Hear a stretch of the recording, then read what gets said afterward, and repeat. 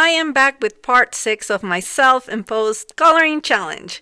If you've never seen my videos before, I am coloring each page of this book in rainbow order, making each page monochromatic. So far I've done pink, red, orange, yellow, green, and yes, now it's time for blue. Yay! As luck will have it, I have a bunch of blue markers for this video. So many! I started my challenge with pink, and back then I had 3 pink markers and 4 pink coloring pencils. Not like most one-color videos where they have dozens of markers, but having limited supplies has been super interesting and I've learned a lot. So every page I've started by painting the vehicle, which is usually a focal point, and I've done it with the darkest, truest shade. So I decided to do that yet again. Oh, and in case you noticed, did I paint my nails blue just for this video? Well, yeah. Yes, I did. Then why have I not done this before for the other videos? To be honest, I love the concept of colorful nails, but for some reason I cannot stand them on my own hand. So as soon as I was done recording this, I ran to the bathroom for the nail polish remover and painted my nails again with the most neutral pink. The funny thing is I own 3 different shades of blue nail polish because I'm living for those colors and I'm obsessed by them when I see people wearing them. I love the color, I love the idea, but once I put it on, it bothers me so much. It's just one of my weird things. I can't go darker than like a bright red on my nails. Nail rant over and I was done painting the truck. I went in with a slightly darker blue to add some shadows, and I'm getting more confident with alcohol markers, so yeah, shadows, woohoo! Then I thought it best to go for the vegetables on top. I mean, blue vegetables are scary, so why not go for the giant ones and face that fear head on? It's so ridiculous how my brain works. So I started painting a very weird blue tomato. Kind of reminds me of Bridget Jones when she made that blue leek soup. At this point, I was feeling super uncomfortable with this process and all of the blue and feeling super nervous about how to use my shades of blue to get a good result. How crazy that the blue page had to be the vegetable page. Ugh. I thought I could make this weird tomato look better if it looked a little bit dimensional.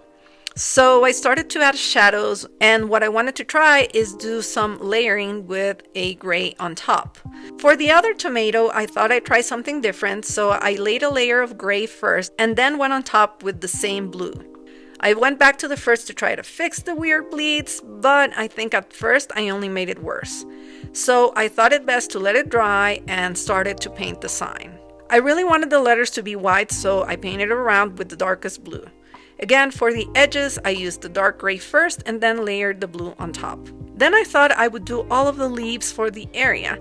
With the color chart in hand, I thought the best idea for the leaves would be to use the Indian blue and the baby blue since they have like a slight turquoise shade to them. I think this is more apparent in person than through the camera, but still those are the 2 colors I went for. As the larger areas dried, I created shadows by using the same color on top of the leaf again, just to make it a little bit darker. For me, for now, this is the best way to do shadows, with the same color layer on top, which just makes it darker because I'm still not confident on how to use different colors or different shades for shadows. It makes me nervous and I think I would ruin things. With everything in the top area of the page colored in, I felt a little bit more comfortable to tackle the crazy amount of different vegetables that are on this scene. But before that, I detoured into coloring the awning of the vegetable stand with blue and white stripes because I just had like a moment of inspiration. For the top part, I just eyeballed the lines and it was kind of easy to do. But for the inside, I quickly realized they were going to come out crooked and ugly. So I grabbed a ruler and a blue pencil to draw some lines to guide me. When I was doing this, I noticed that the truck seemed not to be complete. Like, I felt there was a line missing to show the volume of the truck behind the stand. I just thought maybe the artist forgot to trace that line when she was cleaning up her drawings. In any case, it didn't make sense to me not to see the back of the truck. My eye needed it, so I decided to draw a line that would be aligned to the back of the awning. I actually drew 2 lines trying to figure out what made more sense, and I ended up liking the line that was a little bit more inward at the end. With that out of the way, it was time to really face all the little vegetables. Of all the pages I've done in this book so far, this is the only one that has this amount of detail, so it was a little bit intimidating because I have limited colors to work with, and of course, all of those are blue. I used my lightest blue for what seemed to be corn on the cob, and then I thought I would color the carrot in the same shade as I did the ones on the roof. Slowly but surely, I started to pick colors for each of the vegetables, kind of thinking about the value of their original color and finding a shade of blue that would match that better. I love using blue, don't get me wrong, it's probably one of my favorite colors, like most of the world's population probably. Okay, not probably, I just googled it and it's the most liked color. Well, I like it too, and maybe I don't wear it as much, but it's such an easy and beautiful color to like because it has a bunch of positive connotations: serenity, peace, rest, trustworthiness. To me, personally, it reminds me of the feeling I get when I look out into the sky or the oceans, which always make me so happy. And I also think part of its appeal comes from the fact that even though we have that huge blue sky and the almost limitless blue ocean to look at, well, actually, that depends more on the sun because the sky can look gray or white and the ocean can be green.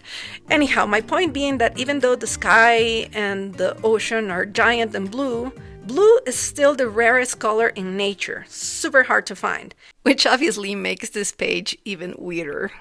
There was also a little bit of foliage next to all of the vegetables that I filled in the same way, trying to balance everything as a whole.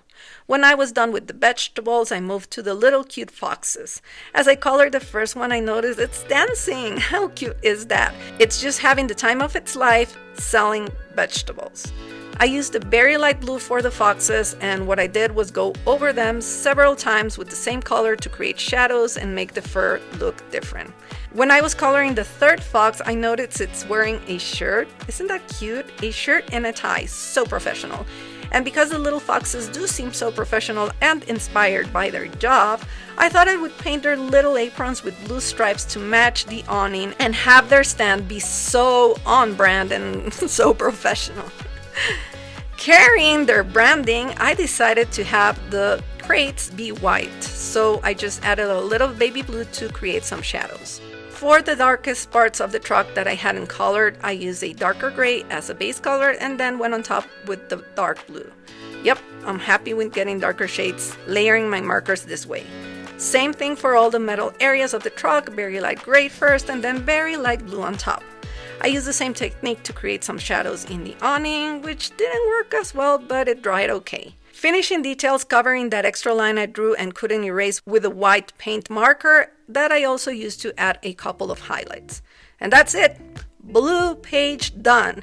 And we are one page closer to that satisfying rainbow flip through. Next page will be purple and then we'll do rainbow. How exciting is that? Hopefully you enjoyed coloring along with me with only blue as much as I did, and I'll see you next Friday for a new video. Hope you're having the most wonderful day. Bye!